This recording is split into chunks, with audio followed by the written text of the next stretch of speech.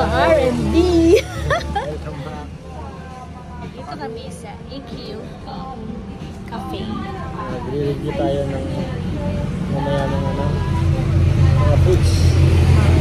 Actually, sikat na sikat ito ngayon sa Facebook.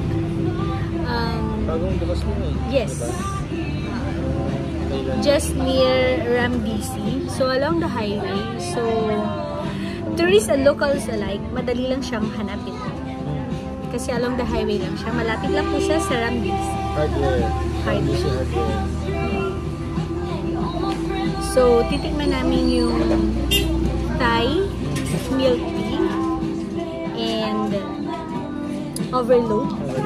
Choco overload.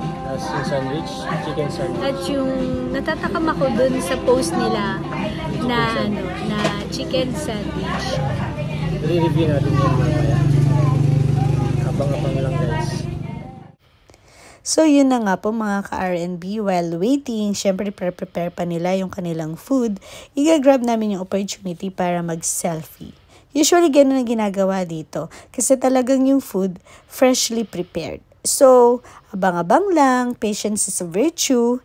Anyway, for sure, alam ko naman masarap. Dahil marami na rin naman po ang nag-post ng kanilang experience dito sa AKOP Cafe.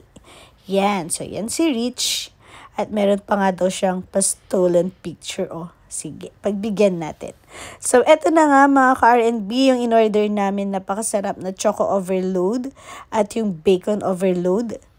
Yung aking milk tea ay Thai. And thumbs up.